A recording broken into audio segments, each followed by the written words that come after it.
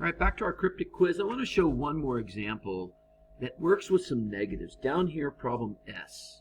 Would you take a look at problem S down here and copy that down? Let's take a look at how I solve this one. All right, so I'm going to zoom in on my paper here, copying this down, S. We're going to write it down as a negative x minus 1. Notice how I'm leaving lots of space. Please don't scrunch your work up. Let's keep lots of breath room in here. Equals an x minus 21. And I want to show you some things I'd like you to get in the habit of that will help us. 1, let's remember that we're drawing this balance scale, right? That wall down the middle here. I'm going to start doing this. I'll show you what I'm going to add in red so you see it. Whenever you have subtraction, I want to encourage you to rewrite this, change it to a plus, and make that a negative. So that we're only dealing with addition, because that way we remember this is actually a negative 1.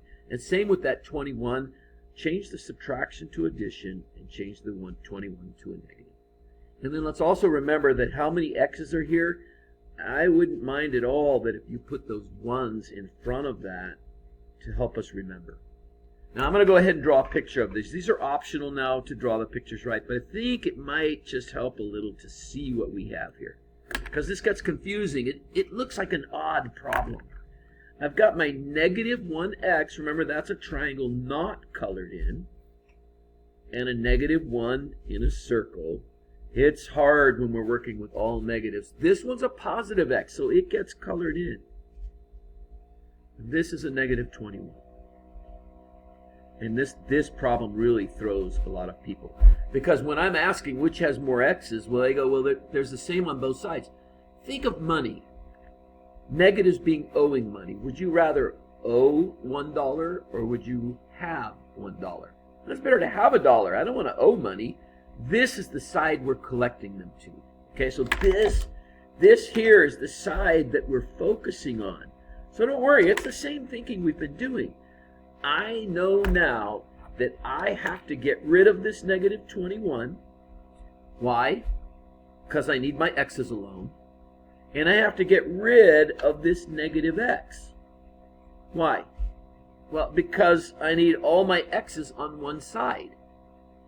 So again, it's the same problem. I'm getting rid of some numbers, getting x's so that end up with x's on one side. And watch how beautiful this is. It works so elegant and makes it easy when it looks hard. So this negative 21, I'm going to get rid of it with a positive 21 on both sides, right?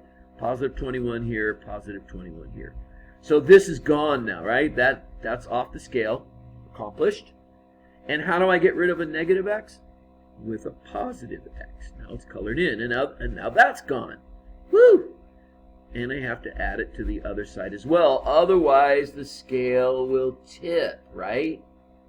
So this is the thinking, right? And the picture sometimes helps to see it this way. Well, in algebra, I'm doing the exact same thing. I added a 21 to both sides. That's under here. Adding 21 to both sides. And I added a positive x to both sides. I added 1x to both sides. So what do I get? And you watch how the answer just pops out at us.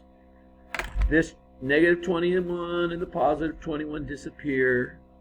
The negative x and the 1x, they disappear. Notice how I'm putting zeros through the numbers.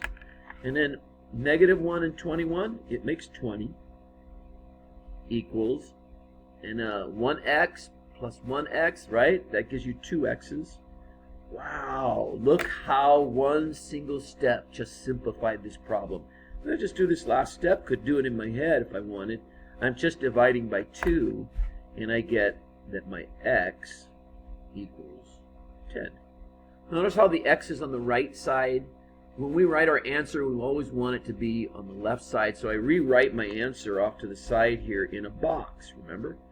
X equals 10 in a box. And shift it around. We always show the variable first. All right, hope this helped. Good luck with these.